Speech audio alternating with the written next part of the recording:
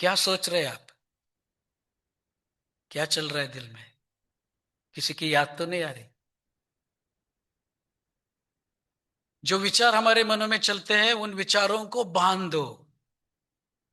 वो सारे विचार उस परमेश्वर के हाथ में दे दो, ताकि आपके जो काम है उन पे कोई दुष्ट की नजर ना पड़े। आज का संदेश यही है। क्या सोच रहे हैं आप? उन विचारों को बांध दो, उस परमेश्वर के हाथ में दे दो, ताकि आपके जो काम है उस पे किसी दुष्ट की नजर ना पड़े। जब हम अपने विचारों की लड़ाई लड़ते हैं तो हमारे साथ कोई नहीं होता। जब हम हमारे विचारों में खो जाते हैं, दिन में, रात में, सोने से पहले, सुबह उठते ही, उस वक्त हमारे साथ कोई नहीं होता। कभी कभी मुझे लगता है कि जो मेरे मन में विचारों की उथल पुथल हो रही है, कि कोई सुन भी रहा है मुझे या नहीं। और परमेश्वर के वचन के पास आओगे तो आपको पता चल जाएगा कि एक है जिसने हमें अनाथ नहीं छोड़ा, जिसे हम अपना प्रभु मानते हैं, जिसके सामने हम गिड़गिड़ाते हैं, हमारे पापों की कबूली देते हैं, रिपेंट करते हैं। वो हमारे विचारों की तरफ ताकता है, देखता है, सुनता है। लेकिन हम उसे देख नहीं पाते क्योंकि हम अपने विचारों में खो जाते हैं। और इसीलिए पौलुस करतियों के लोगों को, जो कलीसिया है, उनको कहता है कि तुम्हारे जो विचार है वो सब विचारों को captive, bring them into captivation, make them captive, उनको कैद बनाओ। अपने विचारों को कैद बनाओ ताकि किसी भी दुष्ट की नजर उसके ऊपर ना पड़े। और इसी विषय के ऊपर मैं कुछ 3 ऐसे विषय आपके सामने रखने वाला हूं। और उन विषयों के साथ कोशिश हमारी ये रहेगी कि हम परमेश्वर के वचन के अनुसार हमारे विचारों पर विजय पा सके। ज्यादातर हमारी जो काम है, और मैं तो ये कहूंगा कि सभी हमारे जो काम है, वो सभी काम हमारे विचारों पर निर्भर है। जो आपने सोचा, आपका काम वही हो जाता है। मेरे एक टीचर हुआ करते थे, और उन्होंने एक बार कहा था कि बाइबल में इस प्रकार से लिखा है विचारों के बारे में, कि पहले तो ये छोटा सा होता है, फिर उसके पैर आ जाते हैं। हमारे जो मनों में विचार चलते हैं वो पहले तो छोटे होते हैं, बाद में उसके पैर आ जाते हैं, फिर वो चलने लगते हैं। अगर हम उन्हीं विचारों में खो गए, अच्छे या बुरे, तो फिर अब वो चलते नहीं बल्कि आपको उठाकर चलने लगते हैं। पाप का भी ऐसा ही है। हमारे विचारों के द्वारा वो हमारे अंदर आता है, फिर उसके पैर आते हैं, फिर वो चलने लगता है, और अगर हमने इसके साथ ज्यादा ही दोस्ती कर ली तो वो हमें उठा के चलते हैं। इसलिए विचारों पे ध्यान देना, उन विचारों को काबिज रखना, उन विचारों के साथ अपनी कृति, अपने काम को जोड़ कर रखना, और उन सब बातों को परमेश्वर के हाथ में देना बहुत ही जरूरी है। क्योंकि ये युद्ध है।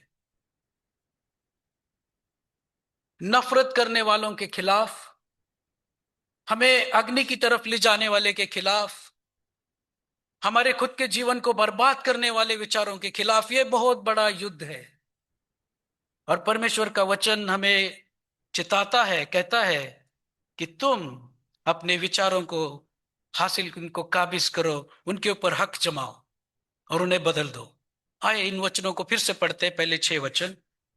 मैं वही पौलुस जो तुम्हारे सामने दीन हूं, परंतु पीठ पीछे तुम्हारी ओर साहस करता हूं, तुमको मसीह की नम्रता और कोमलता के कारण समझाता हूं। वचन 1। वचन 2। मैं यह विनती करता हूं कि तुम्हारे सामने मुझे निर्भय होकर साहस करना ना पड़े, जैसा मैं कुछ लोगों पर, जो हम को शरीर के अनुसार चलने वाले समझते हैं, साहस दिखाने का विचार करता हूं। पहले इन दो वचनों में नम्रता और अधिकार को इकट्ठा करके पौलुस कलीसिया को कुछ सिखाना चाहता है। विचार जब शब्दों तक पहुंचते हैं, और उसमें अगर हमने समय नहीं दिया, विचारों को शब्दों में बदलने से पहले अगर हमने मसीह का नाम नहीं सोचा, उसके वचन की तरफ आंखें नहीं लगाई, तो हमारे विचार शब्द बनकर बाहर निकलते हैं और दिलों पर गहरे वार करते हैं। क्यों दर्द होता है? क्यों रिश्ते टूटते हैं? तलवार से टूटते हैं क्या रिश्ते? घुसे मारने से रिश्ते टूटते हैं क्या? विचार परमेश्वर के आगे ना करने से, बोले गए शब्दों से रिश्ते टूटते हैं। और क्यों होता है हमारे साथ ऐसे? क्योंकि पौलुस कहते हैं कि आपने अपने विचारों को परमेश्वर के अधीन नहीं किया। आपने अपने विचारों को अपने ही ज्ञान के हवाले कर दिया। कई बार क्या होता है, कुछ लोगों को आप कुछ बातें बता रहे हैं, आप उनको कुछ इतिहास के बारे में बता रहे हैं कि कुछ साल पहले ऐसा हुआ था, और वो बंदे सुन रहे हैं, लेकिन वो भी फिर शुरू हो जाते हैं विचार करना कि मैं भी एक कोई स्टोरी इनको सुनाऊंगा। वो भी एक इतिहास की दूसरी बात सोचकर, जैसे ही आपकी बात खत्म होती है, वो अपनी इतिहास की स्टोरी आपको सुनाने लग जाते हैं। ये विचारों के, दो विचारों के बीच में कोई गैप नहीं रहता। वो आपको किसी और तरीके से समझाने की कोशिश करते हैं, लेकिन हमारी अपनी बुद्धि उन विचारों के ऊपर हावी होकर हम अपने विचार बाहर निकालना शुरू कर देते हैं। और ये खेल में, इस खेल में हम हार जाते हैं, क्योंकि हम अपने विचारों पर निर्भर रहते हैं। अगर आप ध्यान से हमारे देश की हालत को देखेंगे, तो ये लोग हमें सोचने का, विचार करने का समय ही नहीं देते। एक बात आ गई, उसके ऊपर थोड़ी चर्चा हो ही रही है, तो ओवरलैप होती है, दूसरी बात आ जाती है, हमारी चर्चा उस बात पे शुरू हो जाती है, और शाम हो जाती है, घर में खाना खा के सो जाते। समय पूरी रीति से उन्होंने, किसी ने अपने हाथ में ले रखा है। हमें सोचने का समय बचा ही नहीं। और उसके कई हथियार है। हम चर्चा करते हैं तो विचारों को भटकने देते हैं। अगर किसी के पास मोबाइल है, तो वो, मेरे ख्याल से सबके पास ही है, तो वो भी हमारे विचारों को इतर बितर कर देता है, सोचने का समय नहीं देता। टीवी अगर घर में है, वो हमारे विचारों को ले चलता है। इंटरनेट है, कुछ लोगों के पास है शायद इंटरनेट आजकल, या सभी के पास है, विचारों को वो इधर उधर कर देता है। और इनकी तरफ हम ध्यान नहीं देते कि कितने विचार हमारे किस किसने चोरी कर लिए। एक दिन मैं घर आया, ट्रैवल करते रहता हूं, तो घर आने के बाद, आते ही मैंने मेरे पत्नी को बताया कि परसों फिर से ना, फिर जाना है। तो उन्होंने बोला, पहले बैठो, पानी तो पी लो, बात तो करो, दुआ तो करो कि पहली जर्नी साफ हो गई, ठीक हो गई, आप दूसरी की बात कर रहे हैं। तो उन्होंने बोला, आपके विचार क्यों इतने पकड़े हुए रहते? कौन पकड़ता है आपके विचारों को? तो हमारे जो उद्देश्य है, मुझे ये करना है, उसके बाद मुझे ये करना है, वो हमारे विचारों को पकड़ लेते हैं, और हम जहां भी बैठते हैं उसी के बारे में सोचते हैं। और इसलिए पौलुस कहता है कि मैं जब तुम्हारे सामने होता हूं, तो तुम्हें ऐसा लगता है तो मैं कितना सादा, कितना साधारण हूं, मेरे आवाज में कोई दम नहीं, मैं दिखता भी उतना खास नहीं। लेकिन जब मैं लिखता हूं, तो आपको ऐसा लगता है कि कितना भयानक आदमी है ये, मेरे हर विचारों को जानता है शायद। तो वो कहता है ये पहले दो वचनों में, कि जिनको मैं डांटता हूं, वैसा तुम्हारे साथ मुझे ना करना पड़े। क्यों ना तुम अपने विचारों को खुद ही समझ लो, परमेश्वर के हाथ में दे दो, ताकि आपकी भलाई उसमें हो, वरना मैं चुप नहीं रहने वाला। और मेरे ख्याल से परमेश्वर के जो दास आपके कलीसिया के साथ काम करते हैं, जो अभी कर रहे हैं और जो पहले करते थे, वो सभी दिखने में शायद आपसे खूबसूरत नहीं होंगे, लेकिन वो आपके लिए दुआ करते हैं। हो सकता है कि उनकी आवाज में उतना दम ना हो, लेकिन अगर एक बार गलती करके देखना, फिर आपको उनका दम पता चल जाएगा। और पौलुस वही कहता है कि तुम्हारे विचारों के ऊपर अगर परमेश्वर हावी नहीं है, तो फिर हमें चिल्लाना पड़ेगा, परमेश्वर के वचन से आपको बताना पड़ेगा क्योंकि आपके विचारों को कोई और चला रहा है। मैं यही विनती करता हूं कि तुम्हारे सामने मुझे निर्भय होकर साहस करना ना पड़े। मतलब ये मान के चलो कि बहुत ही नम्र इंसान है ये, कि ये भी कहता है कि भाई अब मैं आपको बताना चाहता हूं कि मैं गुस्सा भी हो सकता हूं अगर आपने प्रभु को नहीं माना तो, है ना।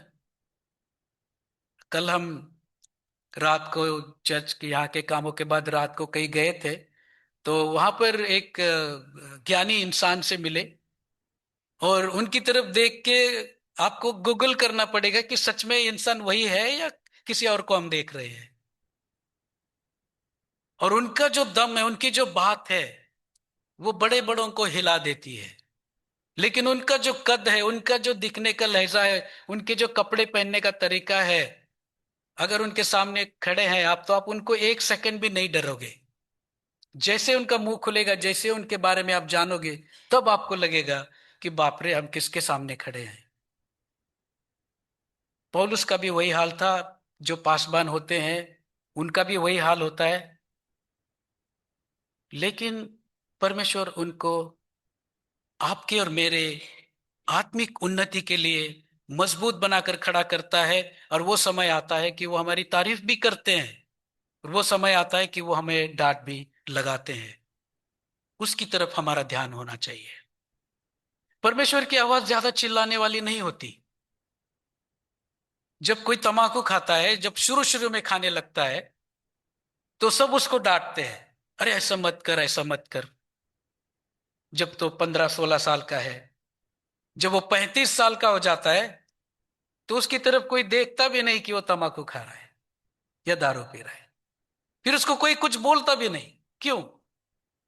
कि उन्होंने उनको उनके हाल पे छोड़ दिया, क्योंकि उनके कानों से आवाज जानी दिल तक बंद हो चुकी है। इसलिए वो अपने जो मोती है, अच्छे विचार है, वो फिर ऐसे सुअरों के सामने नहीं डाले जाते। लेकिन उसका नुकसान, उस बुरे कामों का नुकसान वो लोग जरूर भुगतते हैं, और फिर सब देखते हैं। नम्रता और अधिकार परमेश्वर के लोगों के हाथ में जब परमेश्वर ने दिया है, तो वो केवल वचन की वजह से बहुत भारी पड़ जाता है। और अगर हमने हल्के में उसे लिया, क्या वो कह रहे थे शायद कुछ अच्छी बात, लेकिन दुनिया ऐसी नहीं है, दुनिया की सुनो, तो हमने अपने विचार दुनिया के हाथ में दे दिए। विचार शब्दों तक पहुंचने से पहले जरूर सोचो, क्योंकि वो शब्द वापस आने वाले हैं। एक ऑस्ट्रेलिया के जो अबोरिजिनल्स थे, पुराने लोग, वो एक गेम खेलते थे, बूमरैंग जिसे कहते हैं। एक लकड़ी होती है, एक एंगल में, विशिष्ट एंगल में, 65 डिग्री में वो बनाई जाती है। और आजकल मिल जाते हैं यहाँ पर भी प्लास्टिक के, लेकिन वो लकड़ी की होनी चाहिए। अगर आप उसे फेंकोगे एक पर्टिकुलर एंगल में, तो वो गोल घूमते हुए दूर जाती है। लेकिन बच के रहना, वो फिर वापस भी आने लगती है, और जहां से निकली है वो वही आती है। तो जब आप उसे फेंकते हैं तो 2 कदम पीछे हो जाइए, क्योंकि वो वहीं से फिर से गुजरती है। अगर हम नहीं पीछे हुए 2 कदम, तो हमारे गालों पे आके थप्पड़ की तरह वो लग जाती है। बूमरैंग इसी को कहते हैं। परमेश्वर के वचन के अनुसार ना बोले हुए शब्द, परमेश्वर के विचारों को साथ ना लेकर किए हुए विचार, ये मत समझना कि वो बस चले गए। नहीं, उनको 65 डिग्री एंगल है, वो गोल घूम रहे हैं, जा दूर रहे हैं, लेकिन उनका वापस आने का इरादा इतना तगड़ा है कि वो थप्पड़ बनकर वापस आते हैं। और वो किसी भी प्रकार की हो सकती है। समय की थप्पड़ इसे कह सकते हैं, इसे हम आर्थिक थप्पड़ कह सकते हैं, इसे हम आत्मिक थप्पड़ कह सकते हैं, लेकिन वो आती जरूर है। इसलिए जब हम विचार करते हैं, तो उन विचारों के और हमारे मुंह से निकलने वाले शब्दों के बीच में एक ऐसा समय जरूर दीजिए जो परमेश्वर के वचन के ऊपर निर्भर है। बोलने से पहले जरूर सोचे।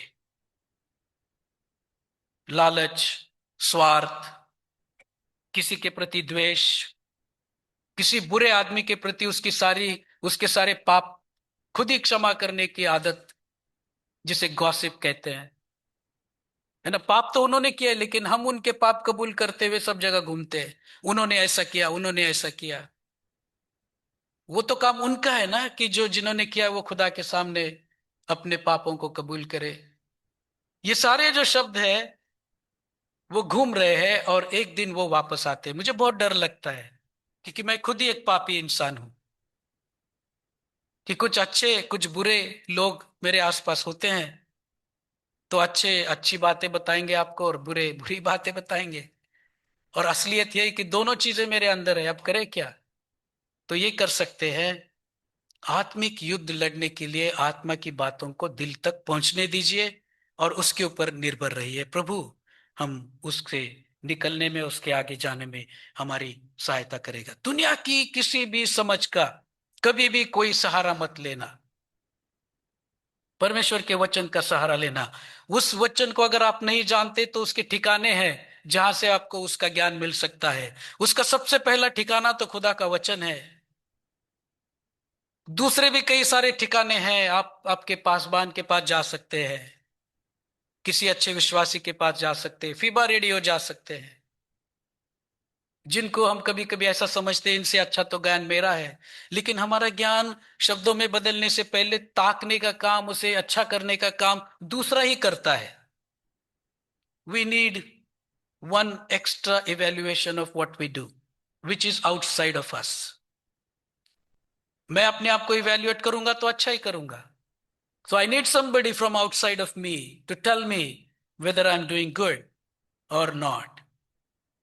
दूसरी बात, तीसरे और चौथे वचन के अनुसार हम सीखेंगे, क्योंकि यद्यपि हम शरीर में चलते फिरते हैं तो भी शरीर के अनुसार नहीं लड़ते, क्योंकि हमारी लड़ाई के हथियार शारीरिक नहीं पर गढ़ों को ढा देने के लिए परमेश्वर के द्वारा सामर्थ्य है। युद्ध विचारों में जीते जाते हैं। ये बम, ये रणगाड़े, ये तलवारें, ये तो दूसरा, दैट इज सेकेंडरी। वो तो बाद में आती है ग्राउंड पे। युद्ध पहले विचारों में जीता जाता है। भले वो देशों का युद्ध हो, आत्मिक युद्ध हो, या रिश्ते में जो युद्ध और द्वंद चलता है, वो भी पहले विचारों में जीता जाता है। और वो कहता है कि उसके हथियार तो हमारे शारीरिक नहीं है। किसी का दिल जीतने के लिए आपको शारीरिक हथियारों की जरूरत नहीं है। परमेश्वर को आपका दिल बदलने के लिए कोई शारीरिक हथियार की जरूरत नहीं है। सोना चांदी, पैसे, हीरे मोती, जवाहरात वो बाद में आते हैं। पहले जीत, बाद में सब कुछ।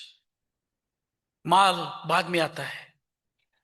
जब हम आत्मिक हथियारों को लेकर नहीं चलते और हमारे सारे हथियार किसी का दिल जीतने के लिए अगर दुनियावी है, तो यकीनन हम किसी का दिल नहीं जीत सकते।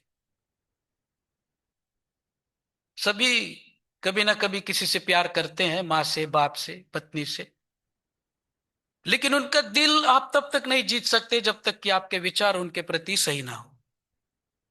कुछ ले आकर, कुछ देकर अगर किसी ने किसी का दिल जीता है तो लिख डालो एक किताब और उसकी एक कॉपी मुझे भी भेज दो। नहीं होता ऐसे, बिल्कुल नहीं होता। क्योंकि लड़ाई जीतने के लिए विचारों की जरूरत होती है और आत्मिक हथियारों की जरूरत होती है, जिससे दिल पर हमले कर सकते हैं, दिल को जीत सकते हैं, उनको अपना बना सकते हैं। जब युद्ध होता है तो उसकी स्ट्रैटेजी बनती है कि दुश्मन के पास क्या क्या है, हमारे पास क्या है। और पूरा युद्ध पन्नों पर, कागजों पर, विचारों को लिखकर ऑलरेडी जीता जाता है कि ये करने से हो सकता है। और फिर उस स्ट्रैटेजी के साथ आगे बढ़ते हैं तो राजा को पकड़ कर ला सकते हैं या उसे उसे मार सकते हैं। युद्ध विचारों में पहले जीते जाते हैं। इसीलिए प्रभु यीशु मसीह कहते हैं कि जब तुमने अपने मन में सोच ही लिया तो वो तुमने कर दिया।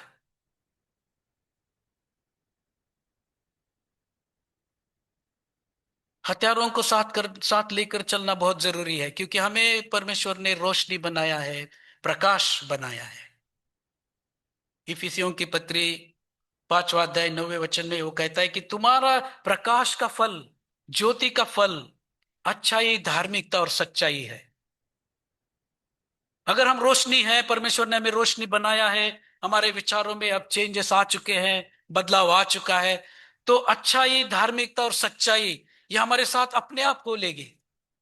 पहले तुम उसके राज की खोज करो, तो ये सारी कार, घर, दौलत नहीं, सच्चाई, अच्छाई, धर्म की बातें तुम्हारे पीछे हो लेगी अपने आप।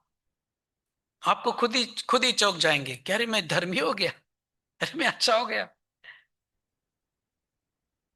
आत्मा के फलों को साथ लेकर चलना बहुत जरूरी है। गलतियों की पत्री 5वां अध्याय 22 वचन में सब है वो, क्योंकि हमें पता है इसलिए मैं उनका जिक्र नहीं करूंगा। लेकिन वो हथियार है जो आपके विचारों में आपको एक विजयी बनाते हैं। इसीलिए परमेश्वर का वचन कहता है हम केवल जीते हुए नहीं है, विजयी नहीं है, हम विजय की और अधिक विजय की तरफ, महिमा की तरफ जाने वाले लोग हैं। हमारा सामना एक हारे हुए शैतान के साथ है, हारे हुए के साथ सामना है, फिर भी हम हार जाते हैं। कौन हराता है हमें? जो हारा हुआ है वो हरा रहा है हमें। क्यों झगड़ा है हमारे परिवारों में? क्यों हमें दूसरे लोग अच्छे नहीं लगते? हारे हुए शैतान हमें हरा रहा है, क्योंकि हमारे विचार, हमारे आत्मिक युद्ध के हथियार परमेश्वर के बल पे नहीं, बल्कि समाज ने क्या बताया उसके बल पर हम खड़े होते हैं। और पौलुस कहता है कि मत करो ऐसा, आत्मिक हथियारों को लेकर चलो। ये युद्ध आत्मिक युद्ध है, और इसे तुम दुनिया के तरीके से नहीं जीत सकते, पॉसिबल ही नहीं है। वचन 5 और 6 इस प्रकार से कहता है, इसलिए हम कल्पनाओं का और हर एक ऊंची बात का जो परमेश्वर की पहचान के विरोध में उठती है, खंडन करते हैं, और हर एक भावना को कैद करके मसीह का आज्ञाकारी बना देते हैं। अंग्रेजी में जो शब्द इस्तेमाल किया है, every thought must be captive. हर एक भावना, हर एक विचार हमें बताता है कि किसके साथ हमारी लड़ाई है। मेरे प्यारे भाइयों और बहनों, सच में हमारी जो लड़ाई है वो अपनों के साथ है ही नहीं। हो सकता है कोई बैठा है पीछे, आगे या इधर उधर, जो आपको लगता होगा कि ये मेरा दुश्मन है। वो नहीं है दुश्मन,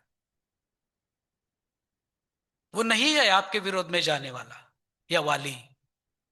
आपका विचार, आपकी भावनाएं आपको बताती है कि शायद इनको मेरे बारे में ऐसा लगता होगा। भले लगता होगा, क्या फर्क पड़ता है?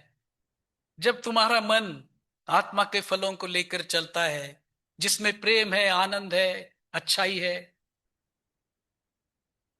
तो सदा आनंदित रहो और देख लो वो हथियार अपने आप काम करते। दे आर ऑटोमेटेड हथियार।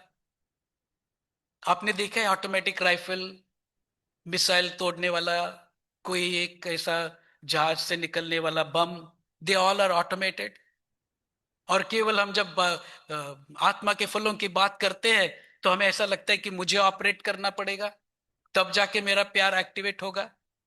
मतलब दुनिया ने जो बनाया वो ऑटोमेटिक, और जो परमेश्वर ने तुम्हें बनाया कि सारे आत्मा के फल मैंने तुम्हारे लिए रखे हैं, वो मुझे ऑपरेट करने पड़ेंगे। पापी को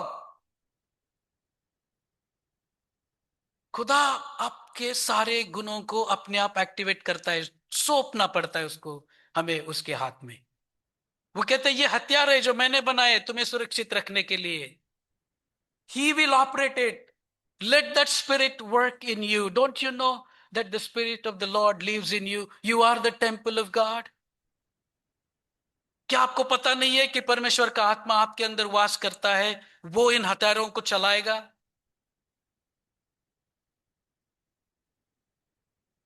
इसलिए हम कल्पनाओं का और हर एक ऊंची बात का जो परमेश्वर की पहचान के विरोध में उठती है, खंडन करते हैं।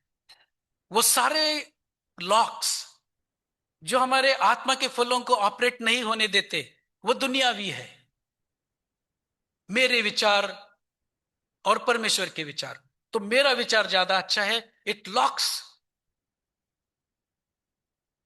The weapon of warfare which God might operate. It locks प्यार। और वो वचन पौलुस करंतियों को लिखते हुए कहता है कि उन सारे बातों को जो हमारी पहचान जो मसीह में है उसके खिलाफ उठते हैं, हम उनका खंडन करते हैं और हर एक भावना को कैद करके मसीह का अंगीकार आज्ञाकारी बना देते हैं। एवरी थॉट, एवरी विचार, एक एक भावना, एक एक विचार जो आपके मन में है, उसे परमेश्वर के हाथ में सौंप दो। अच्छा हो, बुरा हो, अभिलाषा का हो, लालच का हो, प्यार भरा हो, कुछ भी विचार आपके मन में आता है, क्या सोच रहे हैं आप? Put that everything in the hands of our Lord Jesus Christ and let him operate it. Let him operate it. Diwali में कभी कभी मुझे पटाखे उड़ाना बहुत अच्छा लगता था। अभी भी दिवाली में मैं पटाखे उड़ाता हूं। क्रिसमस तक इंतजार ही नहीं होता है, अभी मिल रहे बाजार में, भाई उड़ा दो। लेकिन उनमें ढेर सारे पटाखे की जो ये आती है, लड़ी आती है, उसमें एक दो तीन चार वो बचते ही नहीं है, वो केवल हवा हवा निकल जाती है और फुसके बोलते हैं उनको। कितने भी गंदे विचार आपके अंदर है, अगर आपने वो परमेश्वर के हाथ में दे दिए तो वो बजेंगे ही नहीं। लगा दो उसको कितनी भी आग, वो नहीं बजेंगे। वो फुसके पटाखे हैं अगर वो परमेश्वर के हाथ में है। और जो परमेश्वर की चीजें हैं अगर वो उसके हाथ में नहीं है तो फिर आपके अपने विचारों के पटाखे बहुत बजेंगे, सुनाई भी देंगे, धुआं भी निकलेगा, आग भी जलेगी, हाथ भी जलेगा। जिसके कान है वो सुन ले। वचन 6, और तैयार रहते हैं, हम तैयार रहते हैं कि जब तुम्हारा आज्ञा पालन पूरा हो जाए तो हर एक प्रकार के आज्ञा उल्लंघन को दंडित करे। कभी कभी मुझे ऐसा लगता है कि पौलुस ना प्यार की बात करते करते करते फिर बोलता है कि अगर तुमने नहीं किया तो तुम्हें लग रहा होगा कि मैं तुमसे ऊंचा लंबा नहीं हूं, तुमसे सुंदर नहीं हूं, लेकिन फिर मेरी बात से तुम्हारा दिल मैं काट दूंगा, क्योंकि मैं चाहता हूं कि तुम जहां हो वहां ना रहो, जहां मेरा मसीह है वहां मेरे साथ तुम वहां हो। और इतना प्यार करने वाला अगर आपके आसपास है तो क्यों इधर उधर नजर ताकनी है, क्यों झगड़े में पड़ना है? मसीह हमारा सिर है। उसका मतलब यह है कि हमारे विचार हमारे आंखों से हमारे अंदर बन जाते हैं। रास्ते उसके आंख है। बाहर से सुनी हुई बात हमारे विचारों को बनाती है। कहते हैं यहां कोई केमिकल है, कहीं पर है, वहां तक वो बात जाती है। अगर मसीह मेरा सिर है तो फिर मेरी आंखें मसीह है, मेरे कान मसीह है, मेरे बोलने का मुंह मसीह है। तो ये सब कुछ जिनसे मेरे विचार बनते हैं वो अगर वो सिर का हिस्सा है तो फिर हमें क्या सोचना पड़ेगा कि क्या जो मेरा मसीह स्वर्ग से देखता है क्या मैं वो देखता हूं, क्या वो सुनता है मैं सुनता हूं, क्या वो बोलता है मैं बोलता हूं। प्यारे भाई और बहनों, मैं रोमियो की पत्री उसका पहला अध्याय 21 वचन में लिखा है कि हमारे निर्बुद्ध हृदय जो है वो हमें अंधा करते हैं, वहां से वो विचार परमेश्वर के विचारों के साथ नहीं जुड़ते। इसलिए विनती करता हूं कि आपके सभी विचार, आपकी सभी भावनाएं उस परमेश्वर के हवाले करो। मन शांत हो जाएगा, बदले की भावना बुझ जाएगी। मेरे खिलाफ बहुत कुछ हुआ है, दिल तोड़ा है इन्होंने मेरा, टांग तोड़ी है इनके, इन्होंने मेरी, थप्पड़ लगाया था इन्होंने मुझे, मुझे कहीं का नहीं छोड़ा इन्होंने। ये क्या है? सच्चाई है। ये क्या है? हमारे साथ ये हुआ है। तो इसी के लिए तो वो कहता है कि जब हुआ है, जब तुम मरीज हो तो मैं आया हूं ना तुम्हारा बोझ उठाने, तो मुझ पर वो बोझ डाल दो। और फिर मेरा जुआ उठाओ, वो हल्का है। कोई भी ऐसी भावना ने आपको बेचैन किया है तो आज उस मसीह के हाथ में थोप सौंप दो, वो उसे बदल देगा, आपके जीवन में वो आनंद भर देगा। प्रभु आप सबको ढेर सारी आशीष दे। आइए हम प्रार्थना करें। प्यारे प्रभु, हम आपके चरणों में आते हैं, आपकी तारीफ करते हैं कि जब जब समय आया तो हमारे दिल बेचैन हुए, लेकिन हमारी बेचैनी हम पे हावी नहीं होती, क्योंकि आपका वचन जिंदा है। उन्हें दे हमारी सारी भावनाओं को, हमारे सारे विचारों को आपके बेटे और हमारे उद्धारकर्ता प्रभु यीशु मसीह के नाम से आपके अधीन हो जाए। अगर यहां पर कोई टूटे हुए दिल से बैठा है तो प्यारे प्रभु उनके विचार जो सच में दुखी है उन्हें आनंद में बदल दे, ताकि हमारी सारी आशाएं आपके ओर से आने वाली हो सके। हमारा सारा आनंद केवल आप में पूरा हो, और जो टूटे रिश्ते हैं वो ठीक हो जाए, ताकि आपका नाम हम एक साथ होकर सबके साथ बैठकर ऊंचा कर सके। मसीह यीशु के पवित्र और मीठे नाम में होकर मांगते हैं, आमीन। सबको जय मसीह की।